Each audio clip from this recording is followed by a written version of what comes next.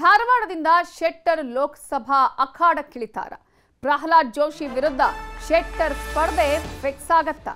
ಶೆಟ್ಟರ್ ಅವರನ್ನ ಅಖಾಡಕ್ಕಿಳಿಸೋದಿಕ್ಕೆ ಸೋನಿಯಾ ಗಾಂಧಿ ಒಲವನ್ನ ತೋರಿಸ್ತಾ ಇದ್ದಾರಂತೆ.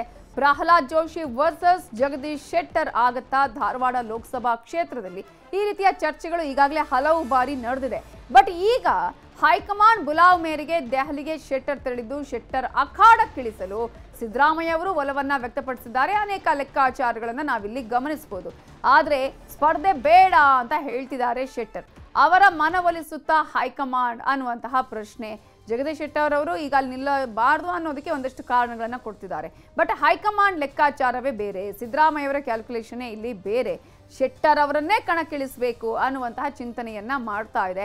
ಹಾಗಾಗಿ ಈಗ ಜಗದೀಶ್ ಶೆಟ್ಟರ್ ವರ್ಸಸ್ ಪ್ರಹ್ಲಾದ್ ಜೋಶಿ ಆಗತ್ತಾ ಇಲ್ಲಿ ಅನ್ನೋದು. ಇನ್ನೊಂದು ಕಡೆ ಈಗ ಪ್ರಹ್ಲಾದ್ ಜೋಶಿ ಅವರು ಕೂಡ ಬೇರೆ ಕ್ಷೇತ್ರದ ಕಡೆ ಕಣ್ಣನ್ನ ನೆಟ್ಟಿದ್ದಾರೆ.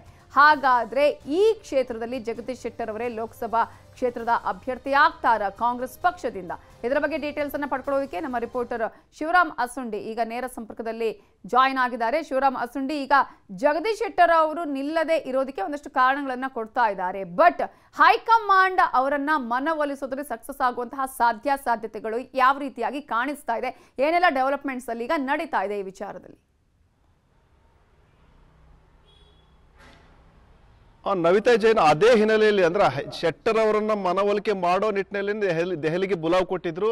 ಈ ಹಿನ್ನೆಲೆಯಲ್ಲಿ ಹೈಕಮಾಂಡ್ ಬುಲಾವ್ ಮೇರೆಗೆ ಶೆಟ್ಟರ್ ಅವರು ಸಹ ದೆಹಲಿಗೆ ಭೇಟಿ ಕೊಟ್ಟಿದ್ದಾರೆ ಮತ್ತು ಹೈಕಮಾಂಡ್ ಬೇರೆ ಬೇರೆ ಹಿರಿಯ ನಾಯಕರ ಜೊತೆ ಮಾತುಕತೆಯನ್ನು ಸಹ ಮಾಡಿದ್ದಾರೆ. ಏನು ಸಿದ್ದರಾಮಯ್ಯ ಅವರು ಹುಬ್ಬಳ್ಳಿಗೆ ಭೇಟಿ ಕೊಟ್ಟಿದ್ರು, ಶೆಟ್ಟರ್ ಅವರ ನಿವಾಸಕ್ಕೆ ಭೇಟಿ ಕೊಟ್ಟಂತ ಸಂದರ್ಭದಲ್ಲಿ ಶೆಟ್ಟರ್ ಅವರು ಸಹ ಟಿಕೆಟ್ ಆಕಾಂಕ್ಷಿಗಳಲ್ಲಿ ಒಬ್ಬರು ಅಂತೇಳಿ ಪರಿಗಣಿಸ್ತೀವಿ ಅನ್ನೋ ಒಂದು ಮಾತನ್ನು ಹೇಳಿದ್ರು.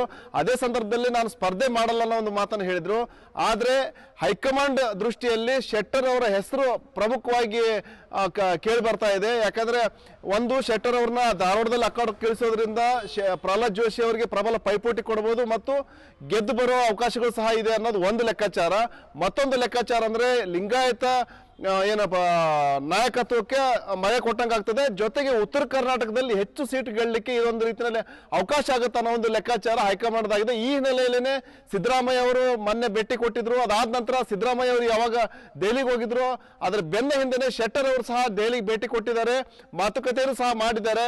ಹೀಗಾಗಿ ಎಲ್ಲೋ ಒಂದ್ ಕಡೆ ಜಗದೀಶ್ ಶೆಟ್ಟರ್ ವರ್ಸಸ್ ಪ್ರಹ್ಲಾದ್ ಜೋಶಿ ಅನ್ನೋ ಒಂದು ವಾತಾವರಣ ಅಂತೂ ನಿರ್ಮಾಣ ಆಗ್ತಾ ಇದೆ. ಮುಂದಿನ ದಿನಗಳಲ್ಲಿ ಖಂಡಿತವಾಗಿಯೂ ಶೆಟ್ಟರ್ ಅಖಾಡಕ್ಕೆ ಇಳಿದ್ರೆ ಅಚ್ಚರಿ ಪಡಬೇಕಾಗಿಲ್ಲ. ಅಲ್ಲದೇನೆ ಬಿಜೆಪಿಗೂ ಸಹ ಅದೇ ಲೆಕ್ಕಾಚಾರ ಇದೆ. ಶೆಟ್ಟರ್ ಏನಾದ್ರು ಪ್ರಬಲ ಪೈಪೋಟಿ ಕೊಟ್ಟ ಶೆಟ್ಟರ್ ಅಭ್ಯರ್ಥಿ ಆದ್ರೆ ಪ್ರಬಲ ಅಭ್ಯರ್ಥಿ ಆಗ್ತಾರೆ ಅನ್ನೋ ಒಂದು ಲೆಕ್ಕಾಚಾರ ಅವ್ರಿಗೂ ಸಹ ಆಗಿದೆ. ಹಾಗಾಗಿ ಜೋಶಿ ಅವರು ಇಲ್ಲಿ ನಿಲ್ತಾರೋ ಅಥವಾ ಬೇರೆ ಕ್ಷೇತ್ರಕ್ಕೆ ಹೋಗ್ತಾರೋ ಅನ್ನೋದು ಸ್ಟ್ರಾಟಜಿ ಸಹ ಅವ್ರದ್ದು ಸಹ ಆಗಿದೆ. ಒಟ್ಟಾರೆ ಜಗದೀಶ್ ಶೆಟ್ಟರ್ ಸದ್ಯಕ್ಕೆ ಧಾರವಾಡ ಕ್ಷೇತ್ರದಲ್ಲಿ ಕೇಂದ್ರ ಬಿಂದು ಆಗಿದ್ದಾರೆ.